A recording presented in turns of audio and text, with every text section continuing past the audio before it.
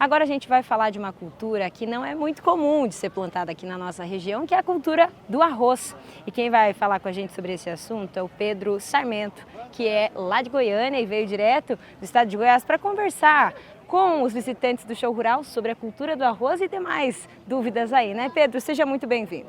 Obrigado. A Embrapa lançou o BRSA 502, uma cultivar de arroz de sequeiro, de terras altas. Esse arroz a gente começou a posicionar muito nos pivôs, já que o arroz demanda muita água, Então estamos trazendo aqui para o Show Rural Copavel como uma opção muito interessante para os produtores rotacionarem suas áreas.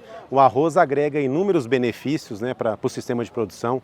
É uma gramínea no sistema, você tem uma raiz diferente, tem uma palhada muito boa para o sistema e tem a possibilidade de vender o grão, com a colheita do grão, você vende o grão e gera renda para o produtor.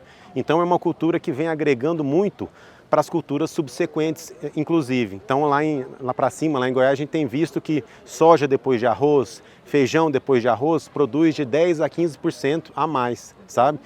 Até com a questão das hortícolas, dos HFs, o arroz tem proporcionado grandes rentabilidades, grandes produtividades nas culturas que vêm na sequência. Que legal. Então é uma cultura assim, que demanda muita água, não gosta de frio, A gente tem que posicionar bem essa época de plantio aí, para poder ter o ciclo de mais ou menos 100, 110 dias e aí o produtor conseguir fazer a cultura bem feita. A gente está vendo que você então está com uma planta aí na mão, sistema radicular bem estruturado, como você acabou de falar, anterior à próxima cultura comercial, ele deixa então o solo bem estruturado. Mostra pra gente aí também, Isso. Pedro. Eu até tirei umas plantas aí, não consegui mostrar toda a força, que é uma raiz fasciculada, mas uma raiz que tem muito agressiva.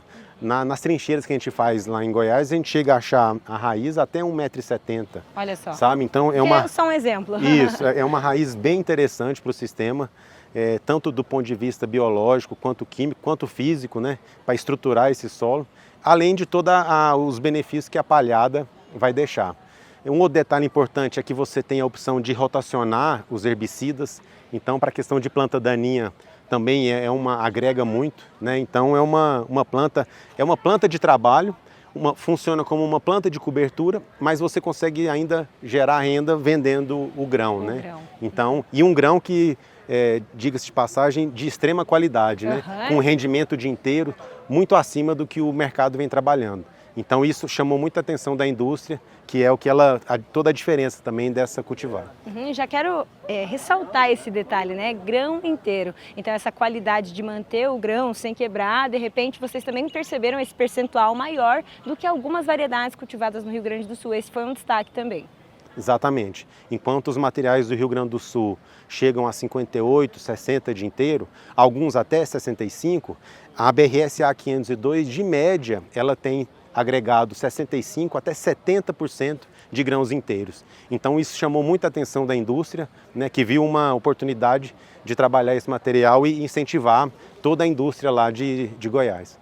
Pedro, então é legal a gente falar que essa é uma cultura que vem como uma alternativa, aí, já que o arroz é plantado nesse período do verão, como a soja. E aí eu queria que você explicasse também essa questão do sequeiro, dele produzindo aqui no sequeiro diferente das áreas inundadas. Explica essa característica então pra gente, essas diferenças. Tá.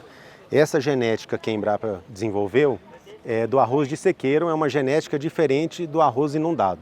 Então é uma planta que tem toda uma arquitetura diferenciada, um sistema radicular diferenciado para conseguir suportar essa parte dos déficits, de toda essa parte do risco climático que o sequeiro tem.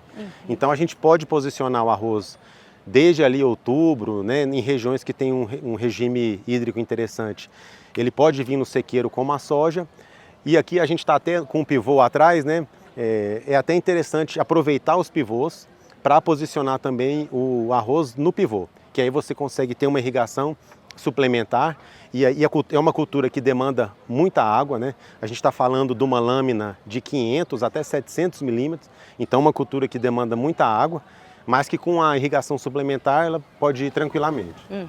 E agora em relação à produtividade, também a gente pode comparar aí o investimento e o retorno financeiro. Fala pra gente um pouquinho sobre isso. Esse arroz aqui, em média, a gente colhe no sequeiro 90, 100 sacos com um investimento padrão investimento milho. Tá? Então é um arroz que você tem que investir, não é aquele arroz de 30 anos atrás que a gente cuidava pouco, né? Em área de abertura, não tinha tanto cuidado. É um arroz que demanda investimento, mas que você vai ter a resposta na produtividade. Então áreas de sequeiro, média de 90 a 100 sacos. Quando eu vou para o pivô, que é um sistema de produção que eu tenho mais tecnologia, né? Eu tenho um solo mais equilibrado, aí eu consigo produzir 120, 130 sacos. Então já é uma produtividade, mas para conseguir essas produtividades a gente precisa investir na cultura, tá? E aí uma coisa interessante é que essas produtividades com um preço médio de R$100, você tem ali uma receita de mais ou menos 10 mil, um custo de 50 sacos, 5 mil, está sobrando por volta de 4, 5 mil reais para o produtor. Então também uma coisa que chamou muita atenção foi essa rentabilidade garantida. Quando você compara com outras culturas, até com a soja, o arroz se mostrou mais atrativo. Então isso também culminou nesse crescimento que o arroz está tendo lá para o Centro-Oeste. Pode ter um bom retorno financeiro, então. Sim. E aí, para a gente também falar um pouquinho, vocês têm um plantio já que está um pouquinho mais evoluído do que esse aqui, né, em relação ao crescimento de planta, lá na vitrine agroecológica. Temos os cachos já formados, né? Como é que foi esse trabalho da Embrapa aqui também? Isso, a gente tem a vitrine aqui na área, no Chorrorópolis, na casa da Embrapa, e na parte da vitrine agroecológica a gente também tem a vitrine lá e ele está um pouco mais adiantado, já mostrando as panículas, né, os cachos, com todo o potencial produtivo. Então tem as duas áreas aqui para a gente aproveitar os materiais. Muito bem. Obrigada, Pedro, por participar aqui com a gente. Quem quiser saber mais informações sobre a cultura do arroz, do feijão, também pode entrar em contato com vocês lá na Embrapa, né? Com certeza, a gente está à disposição, Embrapa Arroz e Feijão, lá em Santo Antônio de Goiás, pertinho de Goiânia, né? Estamos à disposição para atender os produtores e vamos fazer um esforço forte para posicionar o arroz aqui no Paraná. Muito bem, muito obrigada, Pedro. Obrigado.